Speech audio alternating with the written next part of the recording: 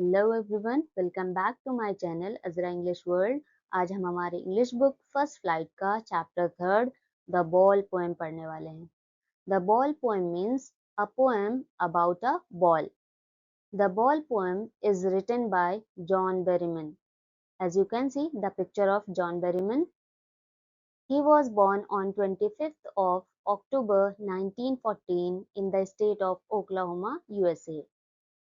John Berryman का जन्म 25 अक्टूबर 1914 में यूएसए के ओक्लाहोमा स्टेट में हुआ था। ओक्लाहोमा एक स्टेट है यूएसए में। He was died on 7th January 1972 in the state of Minnesota, USA at the age of 57. John Berryman की डेथ 7 जनवरी को 1972 में यूएसए के मिनेसोटा स्टेट में हुई थी। जब उनकी डेथ हुई तो उनकी एज 57 थी। He was a poet and a scholar by profession. वो पोएट भी थे, पोएट के साथ साथ स्कॉलर भी थे। He received Pulitzer prize for poetry in 1965। उन्होंने 1965 में कौन सा प्राइज मिला था? Pulitzer prize. पुलित्जर प्राइज कौन सा होता है? The Pulitzer Prize is a well-known American award for excellent achievements in literature, poetry, journalism and music. Pulitzer Prize कौन-कौन से फील्ड में दिया जाता है? लिटरेचर फील्ड में, पोएट्री, जर्नलिज्म और म्यूजिक फील्ड में दिया जाता है।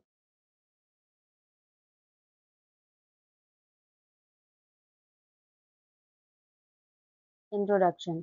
चलिए इस पोएम का इंट्रोडक्शन देखते हैं। A boy loses a ball. He is very upset. इस पोएम में एक बॉय है जिसकी बॉल खो जाती है। A boy loses a ball, he is very upset. उसकी वजह से वो बहुत ज्यादा अपसेट होता है, बहुत ज्यादा सैड होता है। ही becomes very sad. A ball doesn't cost much. एक जो बॉल होती है वो ज्यादा कॉस्टली नहीं होती है, ज्यादा एक्सपेंसिव नहीं होती है। Nor is it difficult to buy another ball. और ना ही दूसरी बॉल बाय करना मुश्किल होता है। इजीली कोई भी दोबारा बाय कर सकता है, कोई भी व्यक्ति उसे दोबारा परचेज कर सकता है। इतनी ज्यादा एक्सपेंसिव बॉल नहीं होती है। Why then is the boy so upset? फिर जब बॉल एक्सपेंसिव नहीं होती है, इजीली दोबारा खरीदी जा सकती है, तो why then is the boy so upset? फिर वो बॉय इतना अपसेट क्यों है, इतना सैड क्यों है? Read the poem to see. Poem को पढ़िए टू सी, समझने के लिए, अंडरस्टैंड करने के लिए कि what the poet thinks. Poet thinks means poet के अकॉर्डिंग। पोएट के अकॉर्डिंग क्या चीज, व्हाट मीन्स क्या, हैज बीन लॉस्ट, बॉय ने क्या खोया है। पोएम पढ़िए और समझिए कि पोएट के अनुसार बॉय ने क्या खोया है। What the boy has to learn, boy को क्या सीखना है from the experience of losing something. किसी चीज के खो जाने पर बॉय को क्या सीखना है, क्या एक्सपीरियंस लेना है, इसके बारे में हम पोएम जब पढ़ेंगे तो जानेंगे। सो स्टूडेंट्स, अब हमारी ये पोएम यहाँ से स्टार्ट हो रही है। चलिए लाइन बाय लाइन देखते हैं। What is the boy now who has lost his ball? What is he to do? What is the boy now means what is the condition, what is the situation of the boy now who has lost his ball?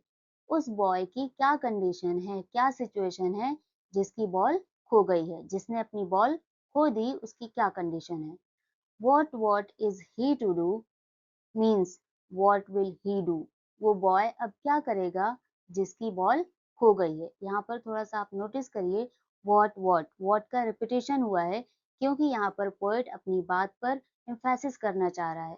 Emphasis करना चाहता है, जोर डालकर कहना चाहता है कि अब वो बॉय क्या करेगा जिसकी बॉल खो गई है। I saw it go merrily bouncing down the street and then merrily over there. It is in the water. I is used for the poet and it is used for the ball. यहाँ पर I जो है ये poet के लिए use किया गया है और यहाँ पर it बॉल के लिए यूज किया गया है। तो पोएट कहते हैं कि मैंने जाते हुए देखा, it मीन्स बॉल को। कैसे जाते हुए देखा? Merrily means happily, bouncing means jumping, jump करते हुए, down the street, street means road पर, पोएट कहता है कि मैंने बॉल को हैप्पीली बाउंस करते हुए रोड पर जाते देखा एंड देन और फिर merrily over there it is in the water और फिर मैंने हैप्पीली बॉल को जंप करते हुए कहाँ जाते देखा वाटर में। No use to say, oh, there are other balls. No use to say means it is useless to say, oh, there are other balls. ये कहना बॉय से बेकार होगा कि दूसरी बॉल है, आपको दूसरी बॉल मिल जाएगी, क्योंकि another ball cannot replace the one he has lost because it is special to him.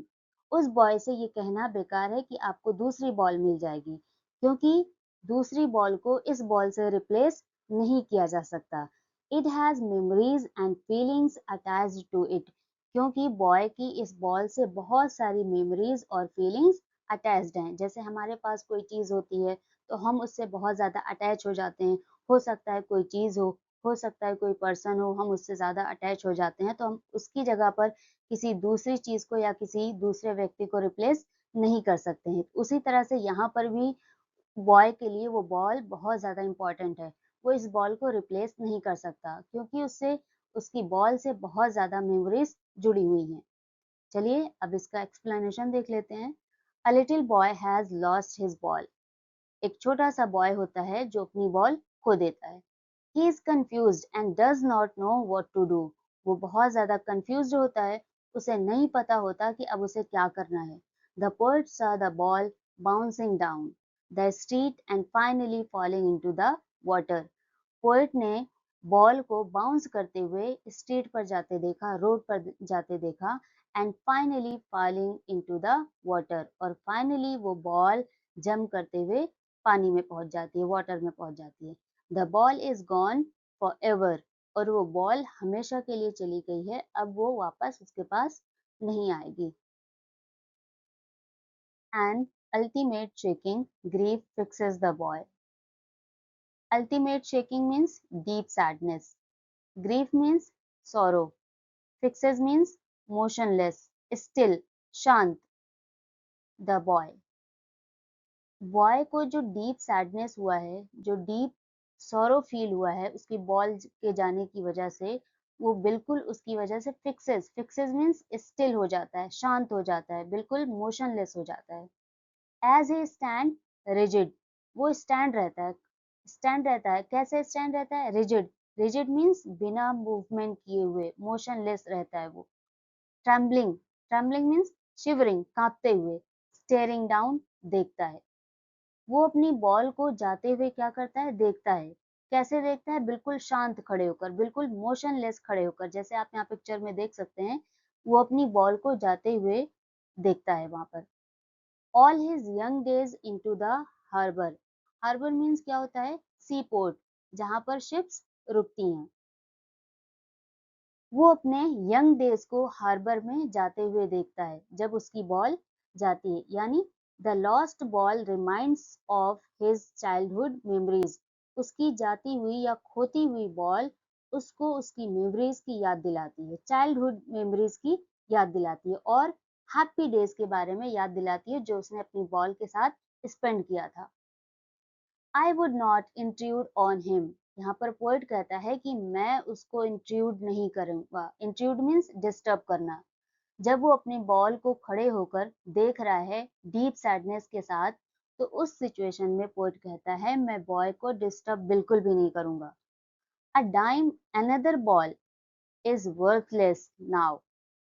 Poet कहता है ये जो दूसरी बॉल है ना, बहुत आसानी से इजीली अ डाइम में मिल जाएगी। डाइम मीन्स क्या होता है, 10 सेंट।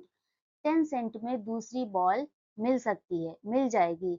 इज वर्थलेस, ऐसा कहना बेकार है उसके लिए। नाउ अब इसका एक्सप्लेनेशन देखते हैं। The boy is deeply shocked and very sad. Boy जो है वो बहुत ज्यादा शॉक है और बहुत ज्यादा सैड है, क्योंकि इसकी बॉल खो गई है। He stands still trembling and looks at the water. वो बिल्कुल शांत खड़े होकर, कांपते हुए दुख की वजह से, वो वाटर में जाते हुए अपनी बॉल को देखता है, पानी में जाते हुए अपनी बॉल को देखता है। ही रिमेम्बर्स हिज हैप्पी चाइल्डहुड। उसे अपनी बॉल को जाते हुए देखकर अपना चाइल्डहुड याद आ रहा है, हैप्पी चाइल्डहुड याद आ रहा है। Because the ball is lost in the harbour, क्योंकि जो बॉल है वो हार्बर में खो गई है। The poet does not want to disturb the boy, इस वजह से पोएट जो है वो बॉय को डिस्टर्ब नहीं करना चाहता। मनी और a new ball can not replace his lost ball, उसकी जो खोई हुई बॉल है उसको हम ना तो पैसे से और ना ही नई बॉल से रिप्लेस कर सकते हैं। क्यों? बिकॉज क्योंकि it is special to him, क्योंकि वो बॉल उसके लिए बहुत स्पेशल थी। Now, he senses first responsibility in a world of possessions. Senses means feels, realizes. Responsibility means duty. Possession means belongings. Boy को पहली बार फर्स्ट टाइम अपनी रिस्पॉन्सिबिलिटी समझ आई है। In a world of possession means a world where people lose things, एक ऐसी दुनिया जहाँ पर लोगों के पास अपनी चीजें होती हैं और वो कभी ना कभी खो जाती हैं। तो उस खो जाने पर, चीजों के खो जाने पर हमें कंप्लेन नहीं करना है, बल्कि उस सिचुएशन से डील करना है और हमें लाइफ में आगे बढ़ना है। He begins to understand and accept the responsibility of dealing with loss. अब बॉय को अपनी जिम्मेदारी, अपनी रिस्पॉन्सिबिलिटी समझ आ गई है और उसने एक्सेप्ट करना सीख लिया है कि हमें लाइफ में अपने आप पर कंट्रोल कैसे करना है और जो चीजें हमारी लाइफ में हुई हैं उनको पीछे छोड़कर आगे कैसे बढ़ना है। People will take balls, balls will be lost always. People will take ball. यहाँ पर पोएट कह रहा है कि जो लोग हैं या जो बॉय है वो दूसरी बॉल खरीद सकते हैं। वो लोग, बॉय भी खरीद सकता है और लोग भी खरीद सकते हैं दूसरी ball. Ball will be lost always, आप कितनी भी बॉल ले लो कभी ना कभी वो खो जाएगी हमेशा के लिए। लिटिल बॉय, पोएट यहाँ लिटिल बॉय से कह रहा है कि जो लाइफ में चीजें हैं वो कभी ना कभी हमसे दूर हो जाएंगी। We may also lose important things और people, we can not always get back the exact same, हमें कभी भी वही सेम चीजें वापस नहीं मिलेंगी। हम उसको नहीं खरीद सकते। क्यों नहीं परचेज कर सकते, क्यों नहीं बाय कर सकते? क्योंकि उन चीजों से हमारी कई सारी मेमोरीज और बहुत सारी अटैचमेंट जुड़ी होती हैं। मनी इज एक्सटर्नल, मनी जो है वो बाहरी चीज है, आउटसाइड, आउटर चीज है। हम पैसे से हर चीज नहीं खरीद सकते हैं। एक्सप्लेनेशन देखिए, the boy learns an important lesson of life, boy को अब अपने जीवन का इम्पॉर्टेंट लेसन समझ आ गया है लाइफ का। He understands that loss is a part of life, उसे ये समझ आ गया है कि लॉस क्या है, जीवन का एक पार्ट है, लाइफ का एक पार्ट है। ये चीजें हमारे साथ होती रहेंगी। Money is only material thing, it can buy another ball but cannot replace the memories and emotional attachment.